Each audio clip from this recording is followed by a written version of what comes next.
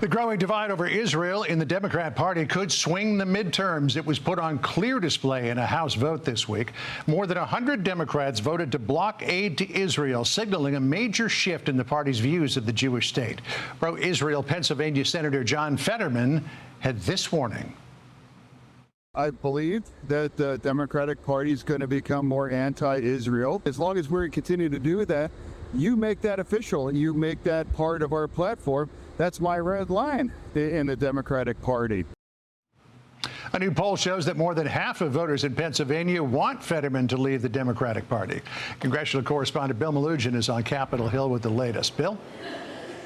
John, good morning to you. The divide within the Democratic Party right now isn't just socialists against moderates. It's rapidly turning into who supports Israel and who does not. And that is shaping up some very heated primary fights ahead of the November midterms. Let's take Missouri Democratic Congressman Wesley Bell, for instance. He recently voted to extend that Israel aid.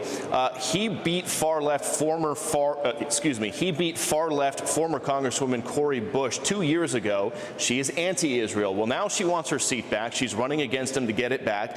And she's accusing him of voting to, quote, fund Netanyahu and Trump's wars. Bell is pushing back. We'll critique our allies when we disagree with them, and we'll have those discussions, those policy discussions. But it's important that we do stand with our allies, because our sworn enemies are not going away. Then in Michigan, in the Democratic Senate race there is a heated primary pitting far-left Abdul al-Sayed against moderate Congresswoman Haley Stevens. Now, Stevens also recently voted to continue funding to Israel, and al-Sayed says that money would be better spent in Michigan. The question to me is, how dare we advocate for sending our money to a foreign government to annihilate other people when we could be using our money to save lives in those communities right there? And that's what I'm focused on. And that is a feeling shared by far-left Democratic Congresswoman Ana Lilia Mejia, who recently won her own election on an anti-Israel platform. It is very difficult to accept that we're sending such massive amounts of aid to a nation that, frankly, is not adhering to our U.S. laws, our values. Look at the people that are winning these primaries right now. They're not just, I'm just pro-Palestinian. I'm deeply anti-Israel. They campaign with garbage like Hassan Piker that's pro-Hamas. And John, Senator Fetterman made some headlines yesterday. He said if the Democratic Party were to officially make no aid to Israel part of their official platform and essentially become an anti-Israel party, he would consider leaving the party, because that would be a red line for him. We'll send it back to you. Yeah, he's still got a couple of years left, so he could make a difference in terms of control of the Senate as well. Bill Melugin for us on Capitol Hill. Bill, thank you. Ari Fleischer, former White House press secretary and Fox News contributor, joins us now. So the growing anti-Israel, and some would say anti-Semitic sentiment within the Democratic Party was clearly laid bare earlier this week with this vote. Yeah, and this is going to be the kiss of death for the Democrats. They, under pressure from the far-left activists in their party, have taken positions that separate them from the mainstream of American people. Take a look at some of their previous positions. Raise your hand if you want to decriminalize crossing the border illegally.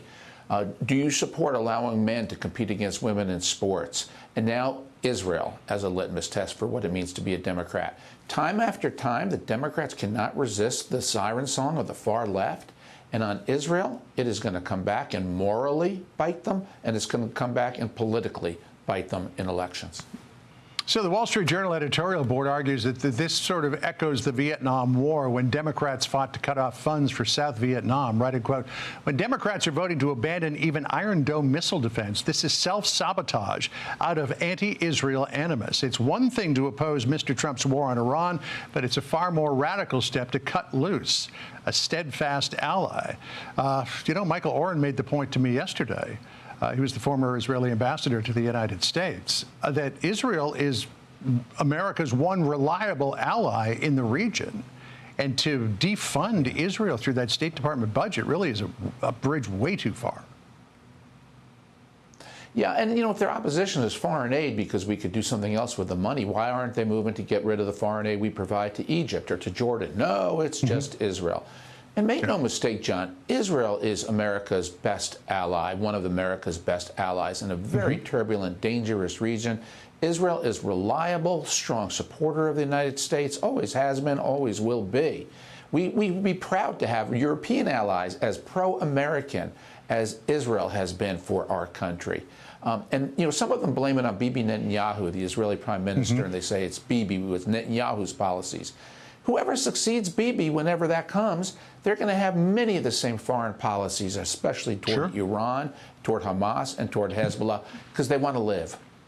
That's what motivates the Israelis. And there's disagreements between the United States and Israel from time to time. I remember when you were the press secretary in the Bush administration, Bush 43 got very heated about Ariel Sharon continuing the settlements in the West Bank.